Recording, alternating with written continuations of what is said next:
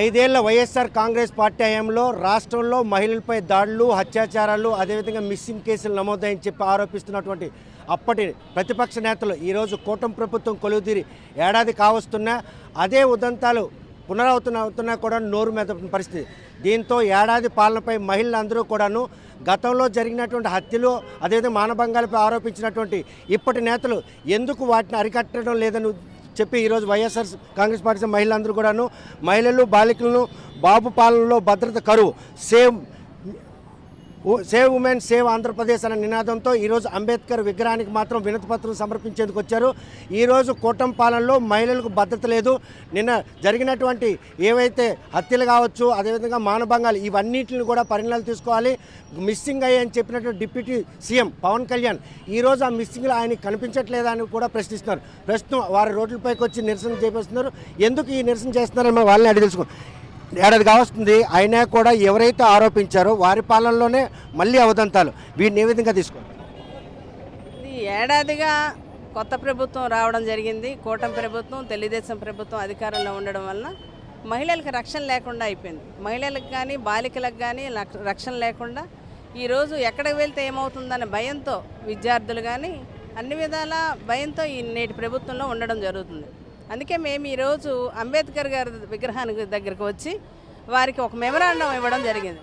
అంబేద్కర్ గారి ఆశయాలు ఏంటి? మహిళలకు రక్షణ కల్పించాలని, మహిళలు ధైర్యంగా నడి రోడ్డు మీద వెళ్ళినా ఎలాంటి ఇబ్బంది లేకుండా క్షేమంగా ఇంటికి రావాలని, వారికి అన్ని హక్కులు కల్పించాలని వారి రాజ్యాంగంలో రచించారు. ఆ రాజ్యాంగానికి తూట్లు పొడుస్తూ నేటి ప్రభుత్వము అన్ని విధాల మహిళలకు ఇబ్బంది పెడుతూ అత్యాచారాలు చేయిస్తూ, మరి అలాగే బాలికలు కూడా స్వేచ్ఛగా ఉండలేనటువంటి పరిస్థితి, విద్యార్థులను కూడా కాలేజీలకు వెళ్ళలేనటువంటి పరిస్థితి నేడు దాపరించింది. వీటికి నిరసనగా నేడు మేము మహిళలందరం కూడా ఇక్కడ రావడం జరిగింది. మెమరాండం వారి పాదాల వద్ద పెట్టడం జరిగింది, అంబేద్కర్ గారి పాదాల వద్ద. నేటికి ఈ ఏడాది పాటు జరిగినటువంటి అరాచకాలన్నిటికీ స్వస్తి పలికి రేపటి నుండి అయినా మంచి పాలన జరిపించాలని, మహిళల పట్ల ప్రత్యేకమైన శ్రద్ధ తీసుకోవాలని, బాలికలకు, విద్యార్థులకు ప్రత్యేకమైన రక్షణ కల్పించాలని నేటి ప్రభుత్వాన్ని కోరడం జరుగుతుంది. తోటి మహిళగా నిన్న రాజధాని ప్రాంతంలో వ్యభిచారం సాగుతుందో ఒక టీవీ డిబేట్లో జరిగినటువంటి ఇన్సిడెంట్ని ఏ విధంగా తీసుకుంటారో, ఆ వ్యాఖ్యల్ని మహిళగా ఏకీపిస్తారా లేకపోతే వాటిని తప్పుపడతారా? ఇది ఒక చర్చా వేదికలో ఎవరు ఒక వ్యక్తి మాట్లాడినటువంటి మాటలు, దాన్ని వెంటనే సాక్షిలో చర్చ ఎవరైతే చేస్తున్నారో కొమ్మినేని శ్రీనివాస్ గారు వెంటనే ఖండించారు. తర్వాత వారి క్షమాపణ కూడా చెప్పడం జరిగింది. దాన్ని రద్దాంతం చేసి కొమ్మినేని గారిని అరెస్ట్ చేయడం, ఇదంతా కూడా ప్రత్యేకంగా వారి కక్ష సాధింపు చర్యలుగా అందరికీ కనిపిస్తుంది. మనం వేరేగా చెప్పాల్సిన అవసరం లేదు. ఎప్పుడైనా ప్రభుత్వాలు ఏం చేయాలంటే మంచి వైపు ఆలోచించాలి, మంచి వైపు నడిపించాలి. ప్రభుత్వాన్ని ప్రజల్లోకి రక్షణగా కల్పించాలి, ప్రజల్ని కూడా మంచి త్రోవలో నడిపించాలి. కానీ ఎప్పుడు కక్ష సాధింపు చర్యలు, రెడ్ బుక్ పాలన ఇవన్నీ కూడా చేయడం అంత సమంజసం కాదు. ప్రజలంతా గమనిస్తున్నారు. ఎప్పుడు అదును దొరుకుతుందా వారికి వేటు వేద్దామని కూడా చూడడం జరుగుతుంది. ఎప్పుడైనా మంచికి మంచి ఉంటుంది, చెడుకు చెడు ఉంటుంది. ఈరోజు మంచి చేయడం వాళ్ళకి చేత కావడం లేదు, చెడు మార్గంలో వెళ్తున్నారు. నేను సాక్షి ఆఫీసుకి కూడా దాడి చేయడం జరిగింది. అవన్నీ తప్పుడు విధానాలు. ఎప్పుడూ కూడా ఒకరిని ధ్వంసం చేయాలో, ఒకరిని నాశనం చేయాలో అన్నటువంటి ఆలోచన ఉండకూడదు. ప్రభుత్వాలు అన్ని పార్టీల్లో ఉన్న ప్రజల్ని సమానంగా చూడాలి. ఎన్నికల వరకే మీకు, ఎన్నికల తర్వాత అందరికీ పరిపాలన మీరు అందించాల్సిన బాధ్యత ఉంది. అది నేటి ప్రభుత్వంలో కొరవయ్యింది. ప్రస్తుతం ఏదైతే చర్చా వేదికగా జరిగినటువంటి ఒక్క మాటకే ఈరోజు ఆ కార్యాలయం దోషం చేయడం, అదేవిధంగా ఆ కార్యాలయ యాజమాన్యాలను కూడాను ఈరోజు పూర్తిగా రోడ్డుకి ఈ పరిణామాలన్నీ ఏ విధంగా తీసుకొచ్చమ్మా? ఈరోజు ఏడాది పాలనలో మహిళలకి భద్రత ఏ మేరకు ఉంది? 5 ఏళ్ళలో మహిళల పట్ల చాలా ఉదంతాలు జరిగిన ఆరోపించిన వాళ్ళే పారిస్తున్నారు.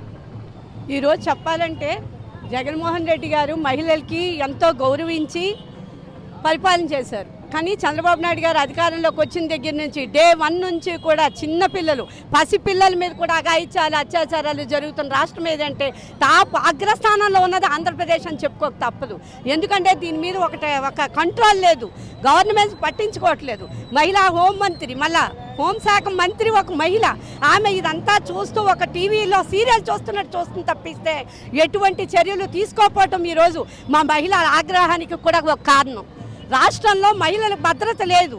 రెండోది ఏంటంటే ఏ రోజు ఏం జరుగుతుందో అనేది భయపడి పిల్లల్ని కాలేజీకి పంపించే రోజులు వచ్చాయి, పిల్లల్ని స్కూళ్ళకి పంపించేటువంటి రోజులు వచ్చాయి.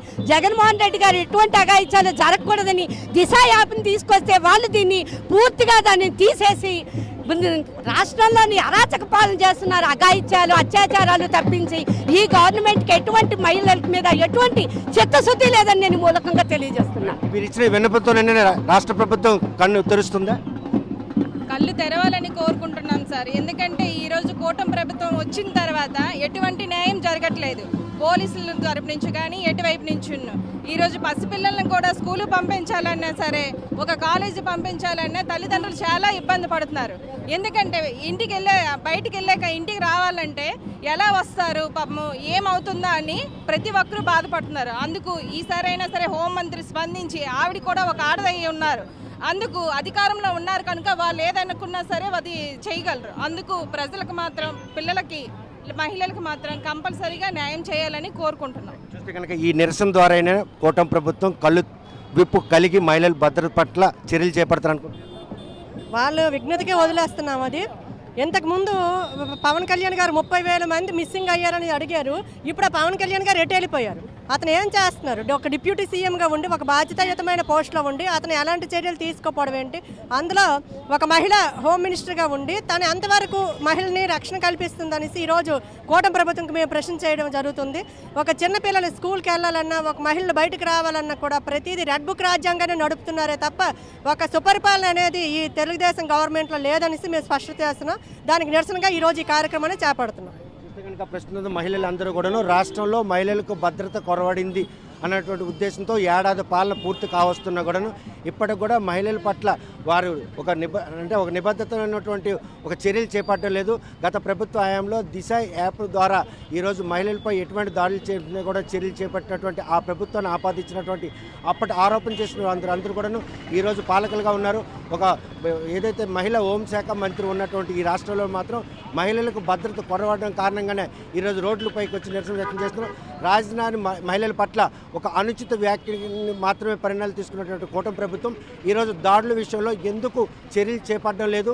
అలా చేపట్టినటువంటి ఈ ప్రభుత్వాన్ని మాత్రం రానున్న రోజుల్లో తగిన బుద్ధి చెప్పేందుకు మహిళలందరూ కూడా ఏకతాటిపైకి వస్తున్నారని చెప్పి హెచ్చరిస్తున్నారు. వీడియో జర్నలిస్ట్ రామకృష్ణతో సత్యం, RTV శ్రీకాకుళం. ఇండియా పాకిస్తాన్ ఉద్రిక్తతలపై లేటెస్ట్ అప్డేట్స్ కోసం డౌన్లోడ్ చేసుకోండి RTV లైవ్ యాప్.